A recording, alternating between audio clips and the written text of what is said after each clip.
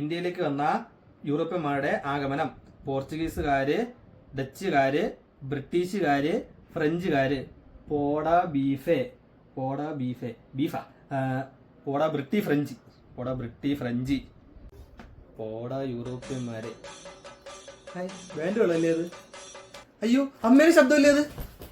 ഷുഗറുള്ള എനിക്ക് നീ ചായ നിങ്ങളെടുത്ത് കുടിച്ച ചെറുക്കന്റെ ചായയാണേ.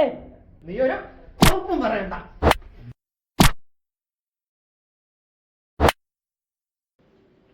ഇനി അമ്മയെ തുടരുത്. തൊട്ടാ നീ എന്ത് ചെയ്യോടാ? തൊട്ടാ ചാത്തു. നിന്ന് റോക്കി വായടിക്കാതെ കേറി പോടാ. ഇന്ന് തൊട്ടാച്ച ഉറപ്പായിട്ട് ആത്തു. അയ്യോ നീങ്ങോടാ. അതായത് 2005 ഗാർഹിക പീഡന നിരോധന നിയമപ്രകാരം അച്ചകത്താവുന്ന കാര്യമാണ് ഞാൻ പറഞ്ഞത്. അതേത് നിയമോടെ? അതായത് അച്ഛ 2005 സെപ്റ്റംബർ 13 പാസാക്കി 2006 ഒക്ടോബർ 26 നിലവിൽ വന്ന ഗാർഹിക പീഡന നിരോധന നിയമത്തെ കുറിച്ചാണ് ഞാൻ പറഞ്ഞത്. ആ നിയമത്തിലെ എന്നാ പൂട്ടുള്ള വാക്കൊക്കെ. പിന്നെ വീട്ടിലുള്ള സ്ത്രീകളെ ശാരീരികമായിട്ടും മാനസികമായിട്ടും ഉപദ്രവിച്ചാൽ ഈ നിയമപ്രകാരം അകത്തു പോകും.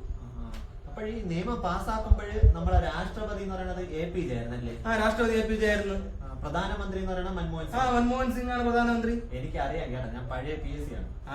മാത്രമല്ല അച്ഛൻ അറിഞ്ഞൂടാത്തൊരു കാര്യം കൂടെ ഞാൻ പറഞ്ഞുതരാം. അതൊന്ന്. അതായത് അച്ഛൻ ഈ നിയമപ്രകാരം നമ്മുടെ സ്ത്രീക്കുട്ടനെയും തല്ലാൻ പറ്റൂല. ആന്തടാ എന്റെ കൊച്ചിനെ ഞാൻ തല്ലിയാല്? അതായത് അച്ഛാ, ഈ നിയമപ്രകാരം 18 വയസ്സിന് താഴെയുള്ള കുട്ടികളെ മർദ്ദിച്ചാലും ഈ നിയമപ്രകാരം അകത്തു പോകും. എത്ര വയസ്സായി? എനിക്ക് 24 വയസ്സായി. ഈ നിയമപ്രകാരം നിനക്ക് സംരക്ഷണം അല്ല? എനിക്ക് സംരക്ഷണം ഇല്ല. അപ്പോഴേ എനിക്ക് നിന്നെ തല്ല. എന്നത്തല്ല. ആ